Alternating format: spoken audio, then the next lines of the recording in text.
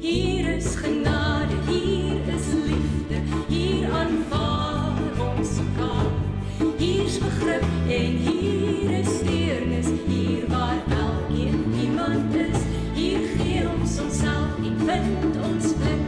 Hier kan die Here deur ons werk. Hier is ons thuis, hier is ons huis, hier waar elkeen iemand is en iemand word. Goeiemôre almal en baie welkom by vandag se Huiskerk. So ons is nog steeds besig met ons preekreeks vir die kwartaal met die tema liefde in die tyd van. Afgelope 2 Sondae het ons gepraat oor liefde in die tyd van Wi-Fi en liefde in die tyd van Instagram. Ons gaan vandag verder aangaan met die beeld van die sosiale media en ons gaan praat oor liefde in die tyd van likes. So kom ons lees eers die teks. Die teks is 1 Johannes 3 vers 16 tot 24. Hieraan ken ons die liefde, dat hy vir ons sy lewe afgelê het. Ook ons behoort ons lewe vir ons broers af te lê. Hoe bly die evangelie van God in iemand wat genoeg aardse besittings het en sy broer sien gebrek ly, maar sy hart nogtans vir hom toesluit? Kinders, ons moenie net met woorde, met die tong lief hê nie, maar met die daad in waarheid. En hieraan sal ons weet dat ons uit die waarheid kom en met 'n geruste gewete voor God kan staan. Wanneer ons gewete ons veroordeel, God is groter as ons gewete en hy weet alles. Geliefdes, as ons gewete ons nie veroordeel nie, kan ons met vrymoedigheid voor God staan.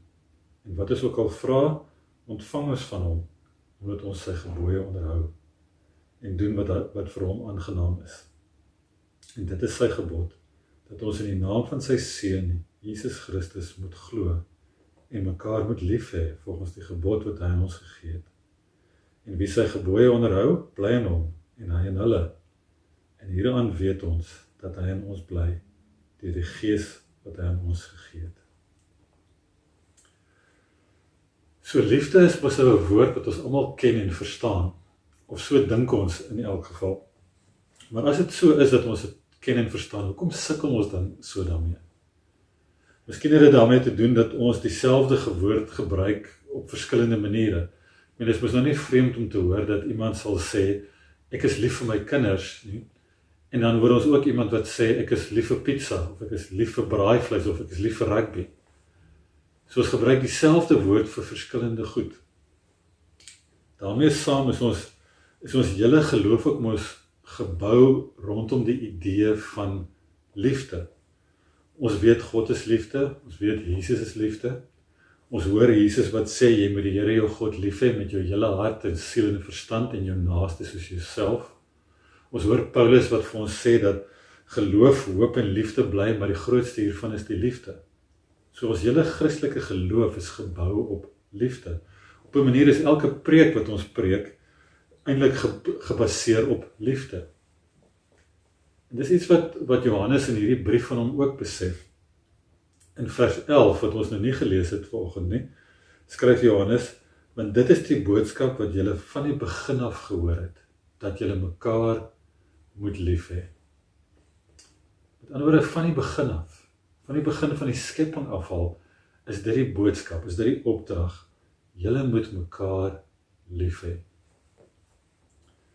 So Johannes verstaan dat liefde die heel belangrikste ding is. Nie die werk wat ek doen nie, nie die geld wat ek verdien nie, nie beroemdheid of status nie, nie die hoeveelheid likes wat ek op sosiale media kry nie.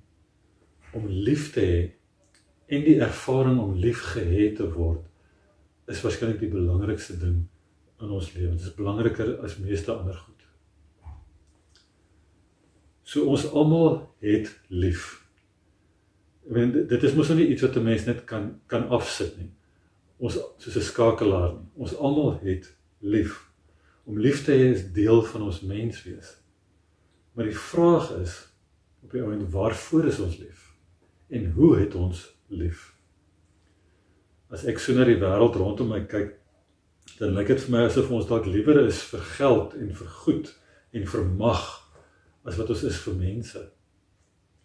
as ek na die sosiale media kyk, dan lyk dit vir my asof ons liewer is vir onsself en ons eie beeld as wat ons is vir ander mense. Dit lyk ook vir my asof die go-to liefde waarmee ons elke dag leef, 'n baie voorwaardelike liefde is, 'n transactional love is. In ander woorde, ek is lief vir jou omdat jy vir my lief is. Dis 'n iets vir iets tipe liefde. Ons verwag iets terug. As ons lief is, dan verwag ons ook liefde terug. So die punt is dat ons hoor baie van liefde, ons praat baie oor liefde, ons dink ons weet van liefde, maar tog sukkel ons om liefde reg te kry. Dis dalk hoekom Johannes skryf in vers 16 van vandag se teks, hieraan ken ons die liefde. Hy wil vir ons verduidelik hoe dit regtig lyk, hoe dit regtig funksioneer. Hieraan ken ons die liefde. En dan verduidelik hy hoe dit is. Hy skryf dan, ons kan nie net praat oor die liefde nie. Dit gaan nie net oor woorde nie. Dit is iets wat geleef moet word, wat moet prakties raak. Maar ek dink ons is mos goed daarmee om te praat oor die liefde. Ons spreek gereeld daaroor.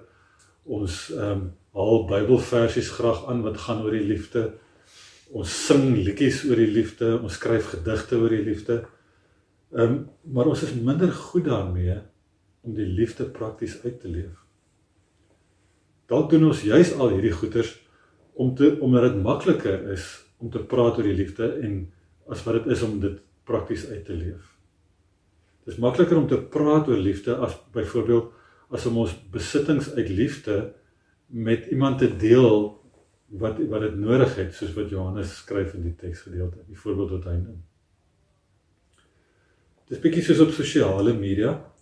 Dit is baie makliker om die goeie goed wat mense post op goed soos Instagram en Facebook om dit te like, met 'n thumbs up daarvoor te gee, as om regtig betrokke te raak daarbey. Dis mos wat ons doen op sosiale media. Mense post goeie goed waarmee hulle besig is op sosiale media en ons reageer net met 'n like daarop. Dit vra niks van ons nie.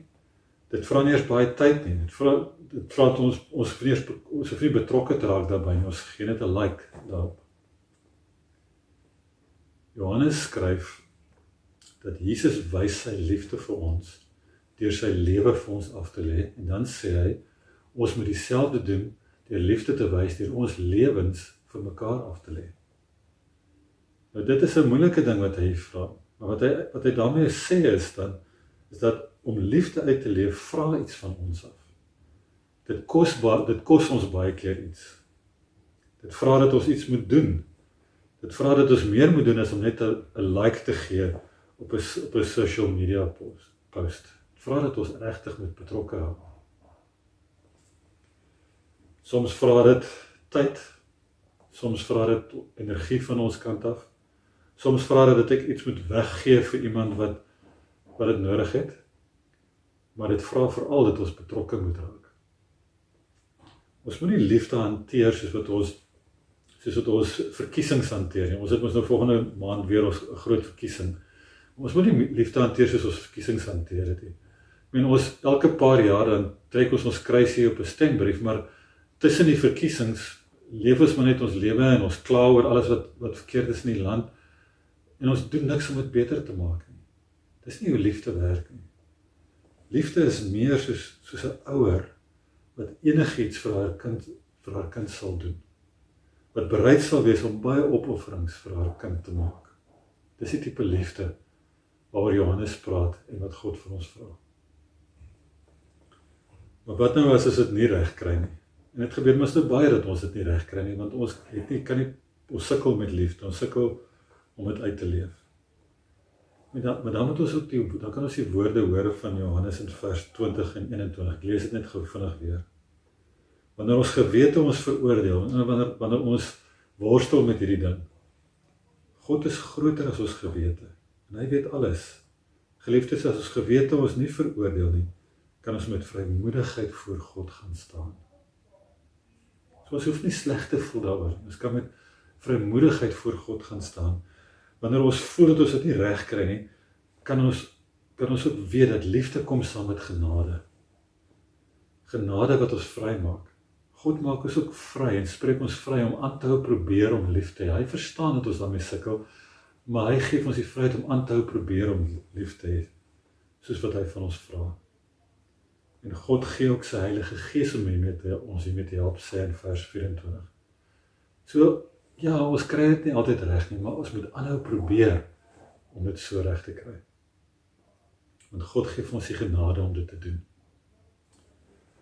So, om af te sluit, ons moet onthou, as dit gaan oor die liefde, geen gemeenskap wat bestaan uit verskillende mense nie, kan saamleef sonder liefde nie. Geen gemeente sal by mekaar kan bly sonder liefde nie. Geen huwelik sal kan oorleef sonder liefde nie. Geen gesin of familie sal kan gelukkig wees sonder liefde nie. Geen mens sal ooit gehelp word sonder liefde nie. En niks in ons land sal ooit kan beter raak sonder liefde nie. Liefde wat vergewe, liefde wat verstaan, liefde wat omgee, liefde wat geduldig is, liefde wat getrou is, liefde wat prakties uitgeleef word, liefde wat dikwels iets van ons vra. So mag ons elke dag daarna streef om so lief te hê. Amen.